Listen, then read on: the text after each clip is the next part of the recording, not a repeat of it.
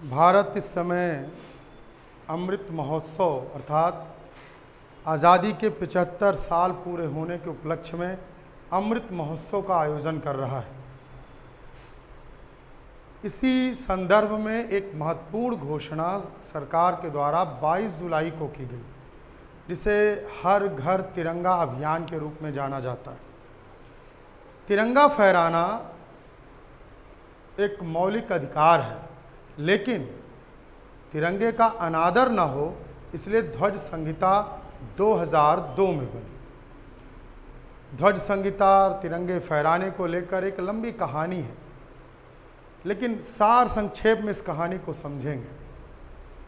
सबसे पहले तिरंगे को अपने घर, अपने निवास स्थान पर फहराने के अधिकार को लेकर नवीन जिंदल ने 1995 में 1995 में सुप्रीम कोर्ट का दरवाज़ा खटखटाया। नवीन जिंदल मशहूर उद्योगपति भी हैं और कांग्रेस के उस समय सांसद थे। सुप्रीम कोर्ट ने आम आदमी को भी ध्वज प्रयोग करने की अनुमति दी,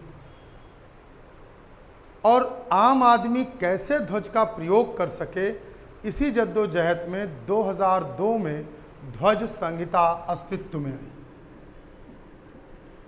अब बात यहाँ आकर फंस जाती है कि 2002 के पहले क्या ध्वज फहराने के लिए कोई नियम नहीं था, कोई कायदा नहीं था, कोई कानून नहीं था? क्या रेगुलेशंस रही थी? तो 2002 के पहले 2 बार ऐसा हुआ जब कानून बने, 1950 में और सन 1971 में। 1950 में जो कानून बना वह कानून था एम्बलम एंड नेम, एम्बलम मतलब प्रतीक, एंड नेम नाम, prevention of improper use act, improper use act 1950। 1950 में प्रतीक, चिन्ह और नाम के प्रयोग को लेकर इनप्रॉपर यूज, गलत तरीके से अगर यूज होगा तो उसे रोकने के लिए, प्रिवेंशन के लिए एक कानून बनाया गया सन 1950 में। 71 में दूसरा कानून आया जिसमें कहा गया prevention of insult to national honour act 1971।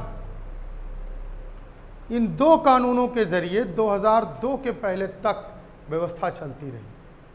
ध्वज संहिता में ही कहा गया है कि ध्वज की माप 3:2 में होगी, लेकिन ध्वज की कोई एक माप नहीं दी गई है, क्योंकि ध्वज को अलग अलग जगह प्रयोग करने के लिए अलग अलग माप में यूज किया जा सकता है, लेकिन उनका रेशियो 3:2 का होगा। ध्वज संहिता कुल 3 भागों में डिवाइड है, यही समझना है। 3 भागों में डिवाइड है। पहले भाग में ध्वज से संबंधित परिचय दिया गया है कि ध्वज में कितने रंग होंगे, चक्र में कितनी तीलियां होंगी, क्या रेशियो होगा, अगर कोई सरकारी या एयरक्राफ्ट है तो उसमें कैसे होगा, प्राइम मिनिस्टर ऑफिस में अगर मेज पर तिरंगा है तो उसकी क्या माप होगी। ये सारी बातें ध्वज से संबंधित भाग 1 में है। भाग 2 में आम जनमानस के प्रयोग के लिए तिरंगे का वर्णन किया गया है कि वो कैसे करेंगे, तिरंगे के लिए उन्हें कौन से रेगुलेशंस फॉलो करने पड़ेंगे वो लिखा गया है। शिक्षण संस्थानों को भी भाग 2 में ही रखा गया है। खास बात है, निजी संस्थान, प्राइवेट सेक्टर भी दूसरे भाग में ही वर्णित हैं कि वो ध्वज को कैसे फहराएंगे। तीसरा भाग केंद्र, राज्य और सरकारी इंस्टीट्यूशंस, सरकारी संपत्ति, भवन, विभाग, इनकी इमारतों पर ध्वज फहराने के नियम दिए गए। तो ध्वज संहिता में कुल 3 भाग हो गए। पहला जिसमें ध्वज का परिचय दिया गया है, दूसरा आम जनमानस, निजी क्षेत्र और शैक्षणिक संस्थानों में ध्वज कैसे फहराए जाएं, इस पर चर्चा की गई है। तीसरा केंद्र, राज्य, सरकारी भवन, विभाग, इन सब की इमारतों पर कैसे ध्वज को यूज़ किया जाएगा, कैसे ध्वज को फहराया जाएगा, उसका सम्मान कैसे बना रहे, इसकी बात की गई है। हम सब जानते हैं कि भारत की पहचान भारत के राष्ट्रीय चिन्हों से होती है। भारत के बाहर तिरंगा, अशोक की लाट, ये भारत के बाहर भारत की पहचान है, और भारत में भी ये हमारी राष्ट्रीय भावना का प्रदर्शन करते हैं। इस बार 15 अगस्त को करीब हर घर तिरंगा अभियान के तहत 20 करोड़ घरों पर तिरंगा लगाने का लक्ष्य रखा गया। अब बात यहाँ पर आकर फंस जाती थी कि भाग 2 में कहा गया कि आम जनमानस के लोग हाथ से बने हुए धागे से तिरंगे का उपयोग करेंगे, खादी के तिरंगे का उपयोग करेंगे। अब ऐसी स्थिति में 20 करोड़ तिरंगा बनाना 22 जुलाई से 15 अगस्त के बीच ये बेहद कठिन काम था। दूसरा, आम जनमानस जब तिरंगे का उपयोग करेगा तो निश्चित तौर पर तिरंगे के वो सारे नियम, कायदे, कानून फॉलो नहीं कर सकता। जैसे तिरंगा सूर्योदय के बाद और सूर्यास्त के पहले ही फहराया जा सकता है, मतलब सूर्योदय के बाद और सूर्यास्त के पहले ही फहराया जा सकता है। सूर्य डूबने के पहले ही तिरंगे को, सूर्य डूबने के बाद तिरंगा नहीं फहराया जा सकता, उसे उतार कर रखा जाएगा। तिरंगे को फोल्ड करने के भी एक नियम है, उसे किस तरह से ले चलना है, कैसे उसको रखा जाएगा, ये बाकायदा एक रूल और रेगुलेशन के तहत है।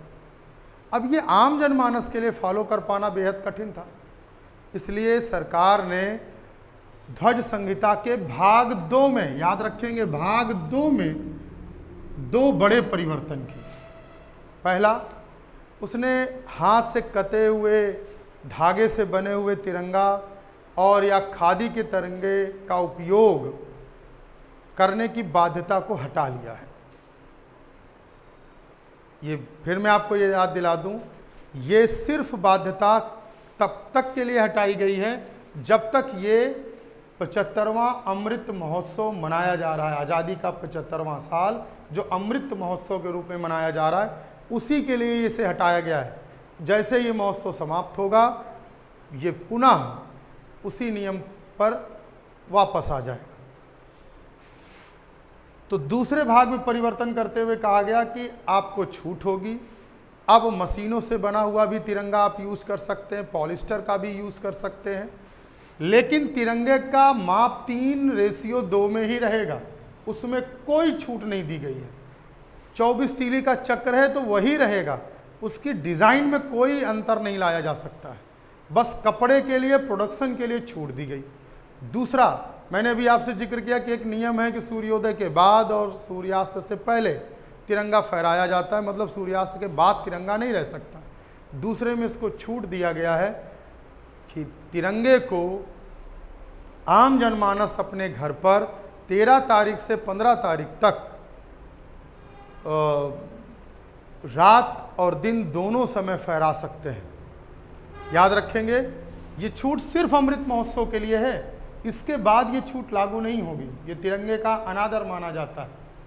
तो तिरंगे के लिए जो कुछ भी छूट दी गई हैं, जो कुछ भी परिवर्तन ध्वज संहिता में किए गए हैं, वो अमृत महोत्सव को ध्यान में रखते हुए किए गए, और ये छूट, ये परिवर्तन भाग 2 में किया गया है, ध्वज संहिता के भाग 2 में किया गया है।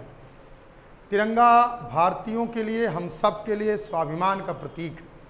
आज़ादी की उस दुर्गम लड़ाई और उस महत्वपूर्ण विजय जो मानसिक और हमारी विचारधारा की विजय थी, उसका प्रतीक है। इसलिए ध्वज फहराना, अपने घरों पर लगाना, ना सिर्फ राष्ट्रीय स्वाभिमान से स्वयं को जोड़ता है, वरन अपने अमर स्वतंत्रता संग्राम सेनानियों को सच्ची श्रद्धांजलि भी देता है। तो राष्ट्रीयता के इस ओतप्रोत अभियान में 15 अगस्त को सरकार के इस मिशन को आप ज़रूर पूरा करने का प्रयास करेंगे, बढ़ चढ़कर हिस्सा लेंगे और सरकार के 20 करोड़ हर घर पर तिरंगा अभियान के लक्ष्य को और आगे ले जाएंगे। 20 करोड़ से भी आगे हमें ले जाना है। इस दृढ़ इच्छा शक्ति के साथ अगर अब कभी आपके मन में, हालांकि ये पब्लिक डोमेन में है, न्यूज़पेपर्स में रहा है, कोई ऐसी चीज़ नहीं है, बाकायदा न्यूज़ चैनलों में भी इस पर चर्चा की गई है कि छूट प्रदान की गई है। ठीक, तो आप अब ध्वज अपने घरों पर फहरा सकते हैं। सार्थक एकेडमी के साथ बने रहने के लिए बहुत बहुत धन्यवाद।